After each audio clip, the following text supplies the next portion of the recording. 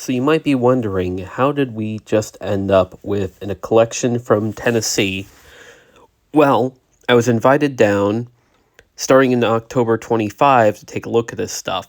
I managed to arrive in January. Here's me with the treasurer of Sam Warner Military Museum who owned the stuff.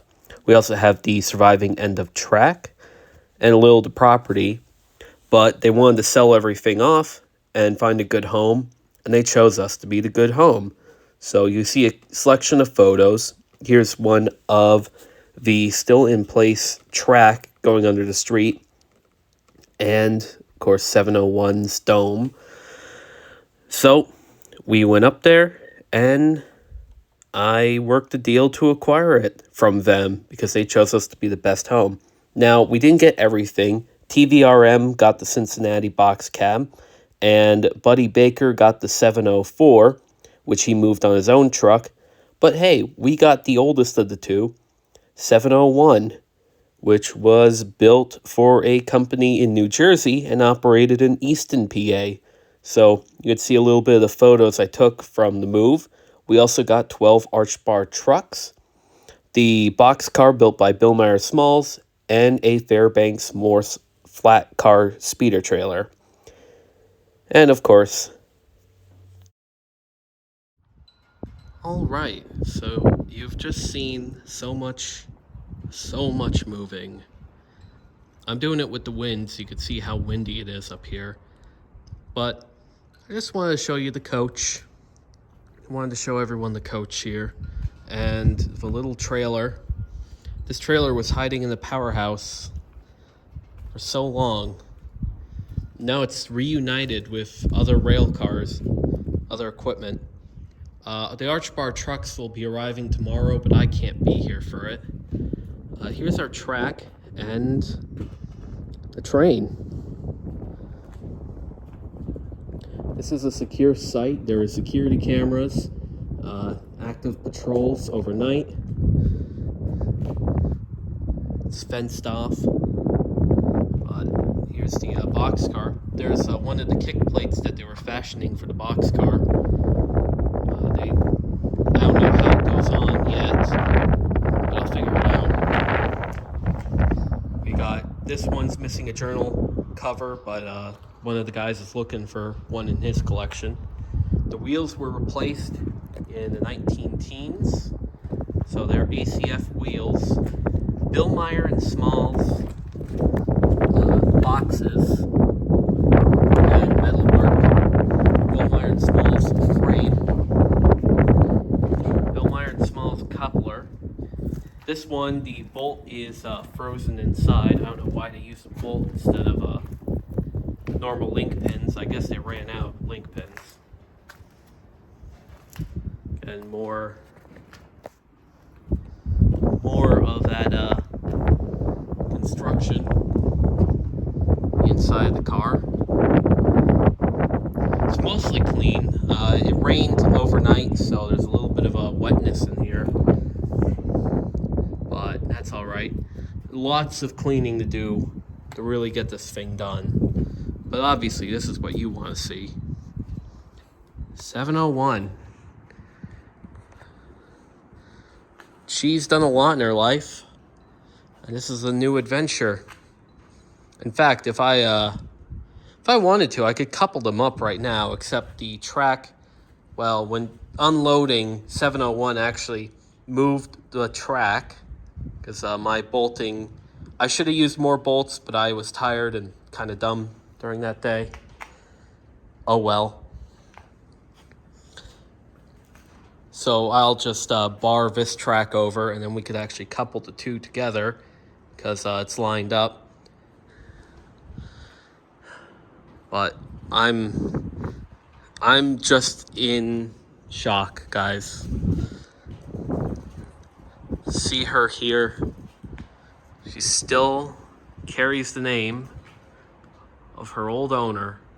See the and sign, ST. The dot is a little hard to see. The L is a little hard to see, but you can still see it. And the N and C, you kind of see the C right here. Here's the C. And the N right there.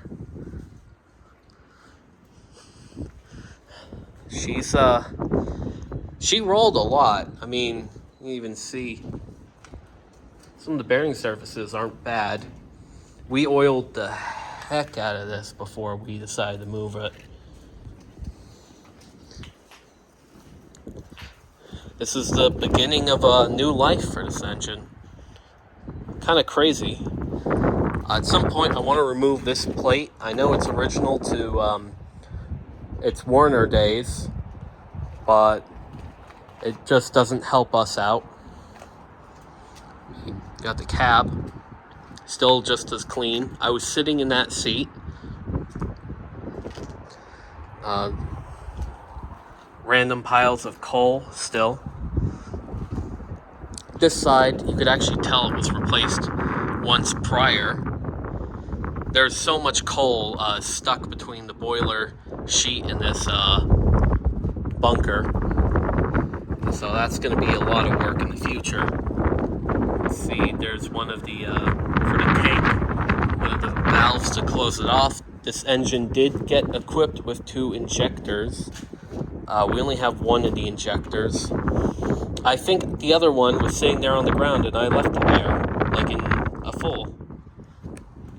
But we still have the check valve and the close off, so I mean, we can't use that check anymore, but we still can use it. We were gonna have to replace them anyways. Grease caps. This did use regular oil, thankfully. You can see from the cylinder travel, this engine had so much compression that it was actually making a chuff noise as it was moving down. And it would basically be hard to move because it's trying to go. Doesn't want to go. Let's open up that spigot there. This is this is your drain out for the what's it called? I can't remember. It causes a vacuum inside the smoke box to lift up the smoke. Smoke box inside still has the screen. It's actually really clean. I just opened up the clean out because that was only partly open. Since it was indoors, it wasn't a problem. Really good condition smoke box. Stacks really nice. Again, I put the link in here. This is kind of broke off, but I mean, you could still do that. That's it for this video. Thank you to everyone who came along to see it.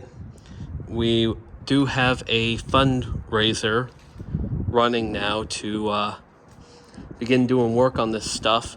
Mainly, we want to finish the box car, as this is the easiest thing to do. And with that done, we could use it for a lot of stuff. Good place to store displays when not on show days. The first open house here will be on May 1st, 2nd, and 3rd. And you'll be able to come up, see the show here. There's going to be a lot of machinery on display. And yeah, it'll be a lot cleaner and finished in here. We'll have some guided walkways that you could go through and displays to check out. But like, comment, and subscribe.